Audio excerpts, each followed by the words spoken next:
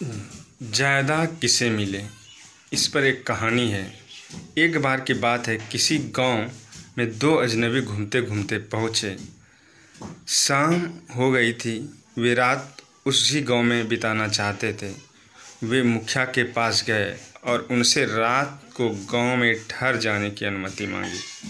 मुखिया ने दोनों को गांव के अतिथिशाला में ठहरने की अनुमति दे दी।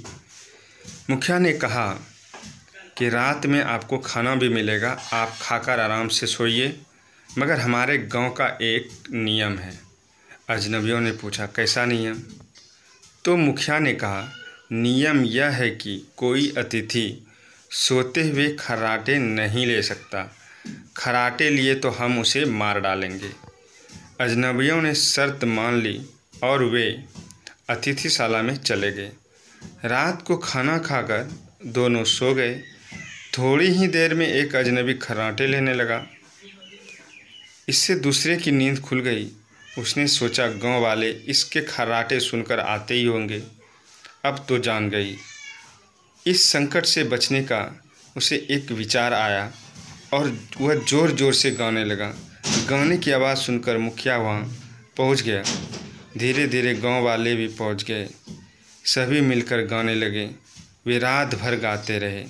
दूसरे अजनबी के खर्राटे कोई नहीं सुन पाया। सुबह उठकर जब दोनों जाने लगे तो मुखिया ने उन्हें सिक्कों से भरा एक थैला दिया और कहा, रात हम लोगों ने काफ़ी अच्छा समय बिताया, इसलिए यह तोहफा आपके लिए। थैला लेकर दोनों विदा हुए। गांव से बाहर निकलते ही दोनों झगड़ने लगे। दोनों अपने लिए ज़्यादा सिक्कों की मांग कर रहे थे। दूसरों का कहना था, मैंने गाना गाकर तुम्हारी जान बचाई, इसलिए ज़्यादा सिक्के मैं लूँगा।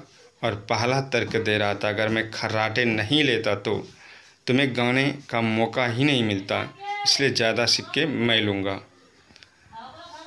दोनों इस बात पर देर तक लड़ते रहे। आखिर तक वे किसी नतीजे पर नहीं पहुंच पाए। क्या आप बता सकते हैं कि ज़्यादा सिक्के का हकदार कौन है?